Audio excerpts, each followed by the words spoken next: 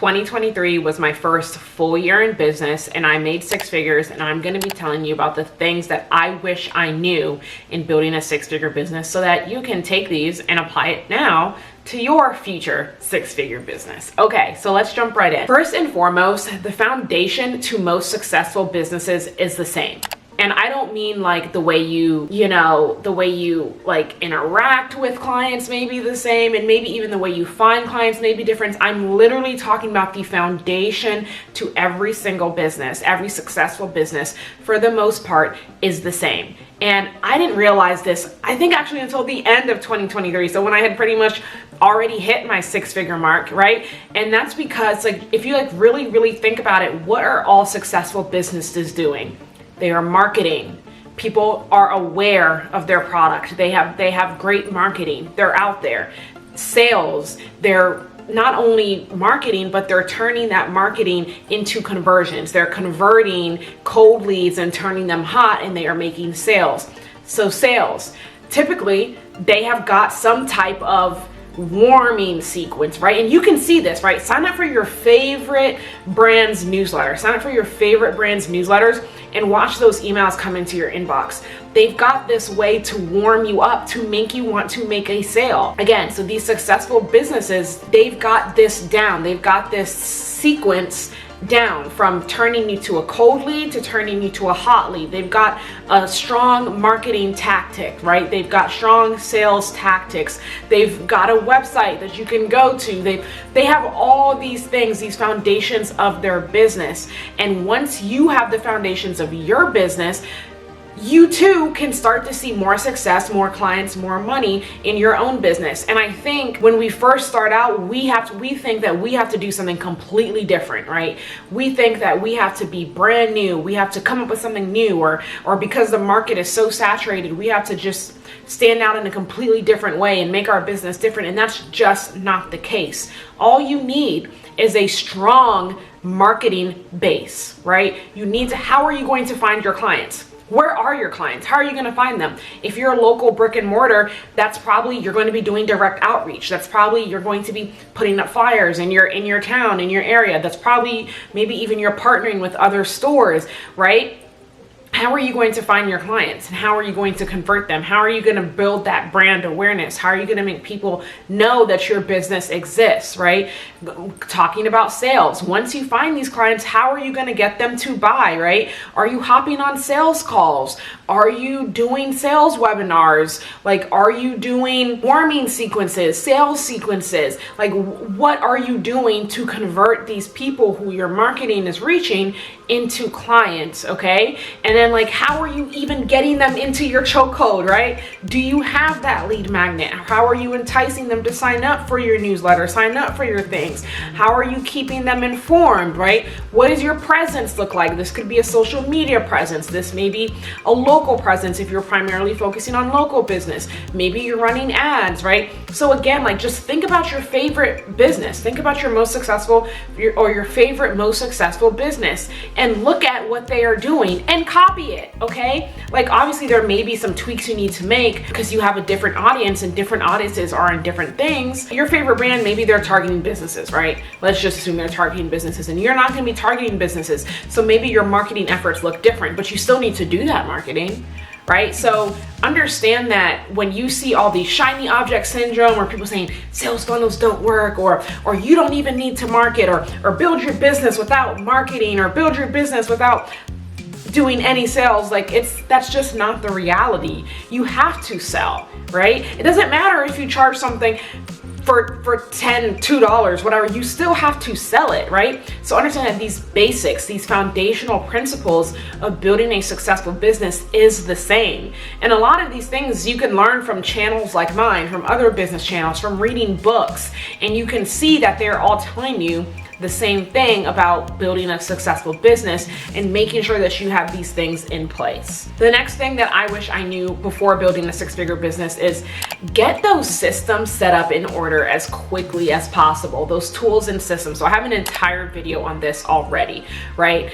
But those tools and systems will make your life so much easier, because as someone, especially who was building their business while working full time, This is so funny. When I first started, for people to book a meeting with me, they had to click the link in my bio to send me an email, and then I would have to reply and ask them, hey, what time is good for you? These times are good for me. Like, you know how much time that took? When I could have just signed up for a subscription with Calendly, put my booking link there, and they can just book immediately without having to email me at all, right? So it's these types of systems that I'm talking about that really makes your business just flow so much easier. Again, I have an entire video on all the ones that I think are most important for your business and making your business literally go, you know, like a wave or like a worm, whatever you think that is, just flow smoothly so that you're not spending time on things that you don't need to be spending time on. So for instance, like your lead magnet,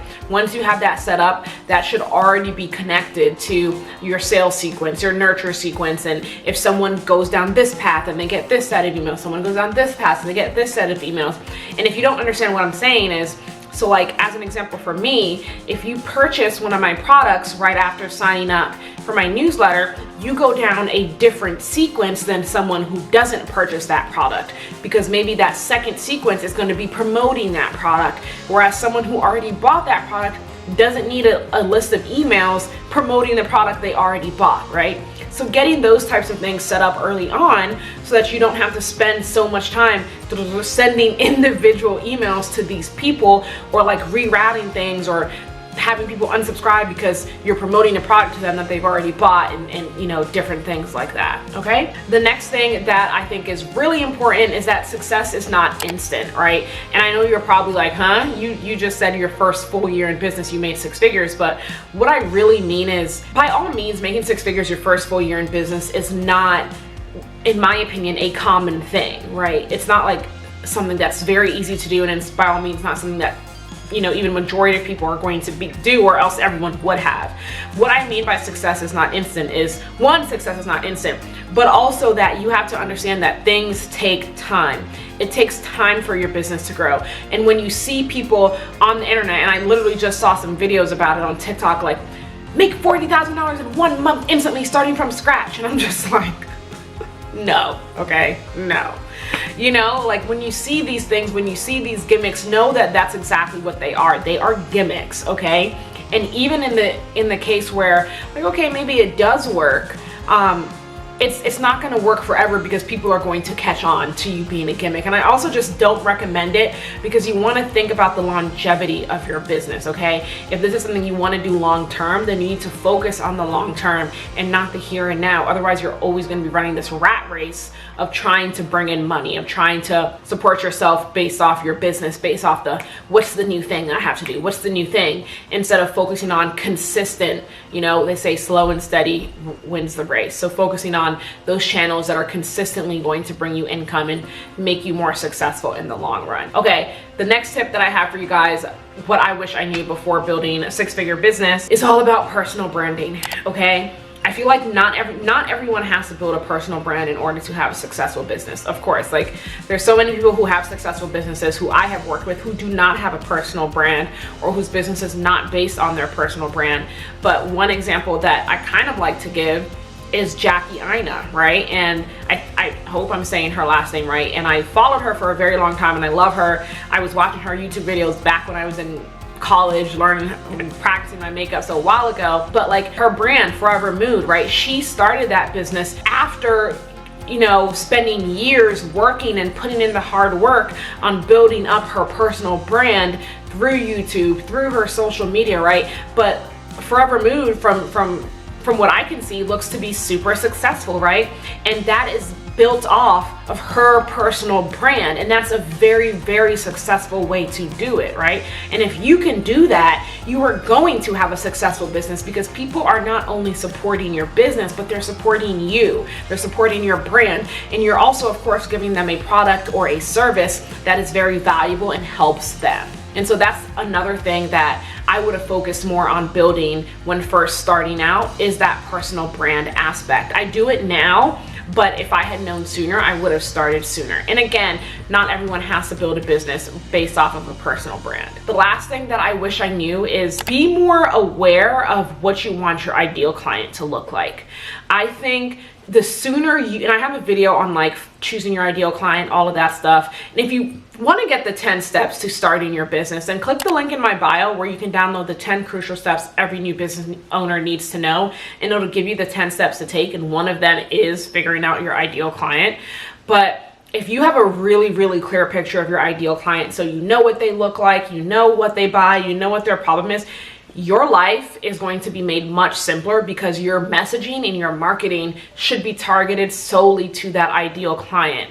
And when that is the case, then you are speaking to your ideal buyer. You are speaking to the people who want to buy from you because you are solving a problem that they have. If you are not clear on your ideal client, you will find that you struggle to sell because you are not going to be selling to the right person because you're not going to be speaking to the right person. So really, really sit down and think about who your ideal client is. And I encourage you to revisit this vision of who your ideal client is often, right? Visit who this person is often because you want to make sure, like I said, that you're selling to the right person, that your messaging is on track. Okay, guys, let me know down below in the comments which one of these tips was your favorite. And if you haven't already, follow me on all my social media, Sephora Gray Esquire, ESQ for short. And don't forget to like and subscribe. And guys, I will see you on my next one. Thanks for watching. Bye.